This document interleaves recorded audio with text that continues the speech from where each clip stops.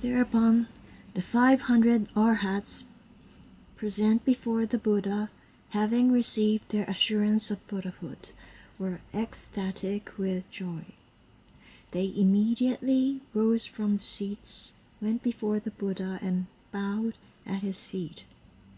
Regretting their oversight, they took themselves to task, saying, "World-honored one, we always supposed that we had attained final extinguishment. Now we know how ignorant we were. Why is this? Because we should have gained the wisdom of the Tathagata, but instead contented ourselves with lesser wisdom. World-honored one, suppose that a man went to his close friend's house, became drunk, and lay down there.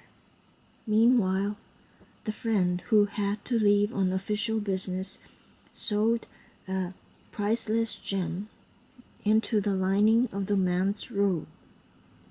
Having made this gift, he departed. Lying there drunk, the man was unaware of it. When the man got up, he set out on a journey to another country. There he underwent great hardships and expended much effort to secure food and clothing for himself, feeling satisfied with what little he could get. Later on, the man happened to meet his good friend, who exclaimed, "What a shame, my good man, for the sake of food and clothing, why would you come to this? I wanted you to have a peaceful and easy life, satisfying the 5 desires as you wish. So on such and such a day, month and year, I sewed a priceless gem into the lining of your robe. It must still be there now. Because you were unaware of it, you struggled and strained at labor, just to stay alive. How foolish of you! Go now and trade that gem for however much you need. Then you will always be able to do what you please, forever free from poverty and want." The Buddha is just like the good friend. When he was a bodhisattva, he taught and transformed us, turning our minds toward comprehensive wisdom. We soon forgot about it, however, and were unaware of it. We attained the Arhat way and supposed it was extinguishment, struggling to maintain ourselves and contenting ourselves with what little we could get. However, our aspiration for comprehensive wisdom was still with us and was never lost. Now, the world-honored one awakens us by saying, "Monks, that which you attain is not the ultimate extinguishment. Long ago, I caused you to plant the roots of goodness for Buddhahood, and, as a skillful means, showed you what nirvana looks like. However, you supposed that you had truly attained extinguishment. Word-honored one, now we know that we are really bodhisattvas. We have been given our assurance of supreme perfect awakening. For this reason, we greatly rejoice to gain something we never had before."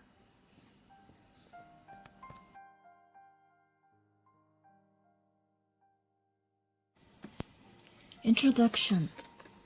The Lotus Sutra is something of a riddle among Mahayana scriptures.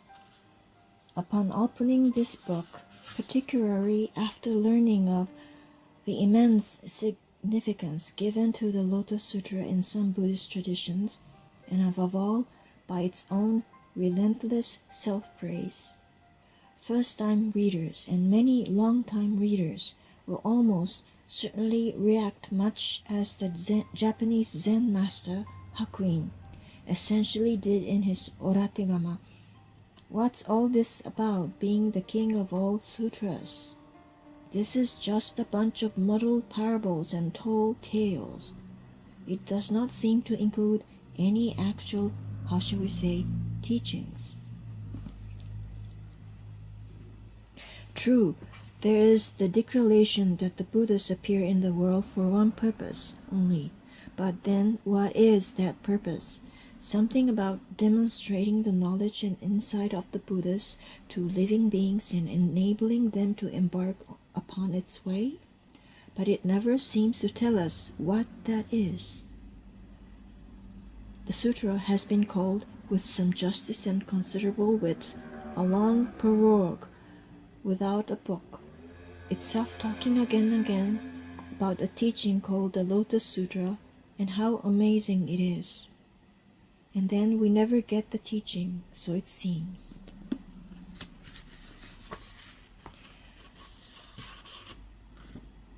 But this impression is profoundly misleading, for the Lotus Sutra can be understood to be elaborating some rather profound and startling doctrines, but only if we take it to be employing a clever, indirect manner of exposition, a highly literary and imaginative unfolding of implications through stories, surprising juxtapositions, unexplained reversals, and the puzzling, heavy emphasis placed on seemingly insignificant tropes and assertions.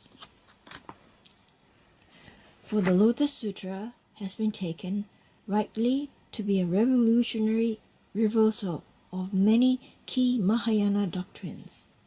This is not surprising, because the Mahayana itself is a series of one revolution in fundamental doctrine after another, turning the most cherished beliefs of older Buddhism on their heads, though in a way that is uniquely rooted in Buddhism itself. The Lotus Sutra, however, is the final straw.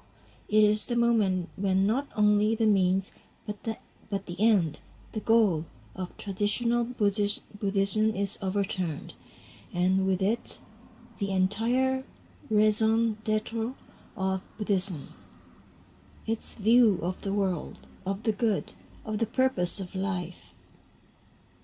For the Lotus Sutra puts an end to the doctrine that the purpose of life is to transcend life, to escape samsara, the cycle of transmigration, to attain perfect quiescence and freedom from suffering, to be beyond the world and reach nirvana.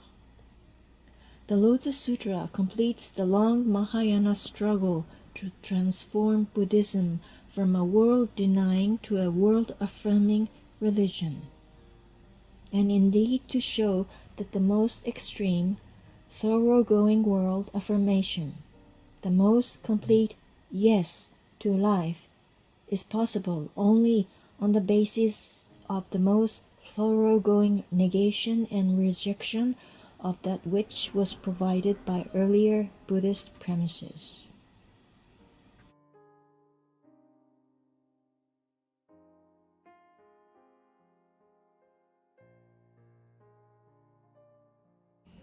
For in actuality, it turns out, the Lotus Sutra does have a teaching, one that is extremely damaging to any of the monotheistic sounding or life-denying religiosities it may seem superficially to resemble.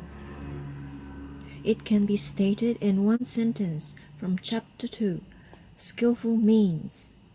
All of those whom the Buddha Tathagatas teach and transform are bodhisattvas.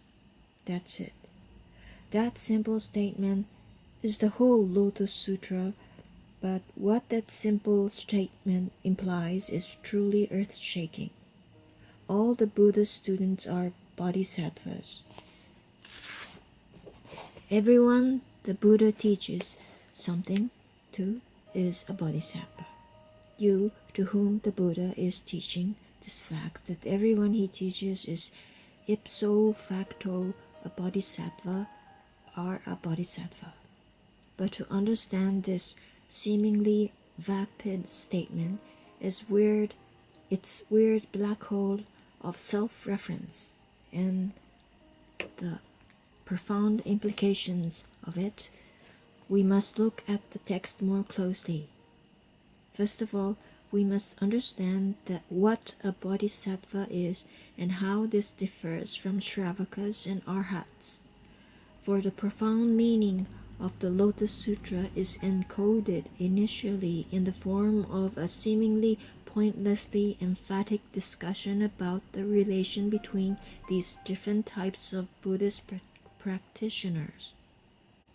Bodhisattvas striving to be Buddhas and Shravakas striving to be Arhats.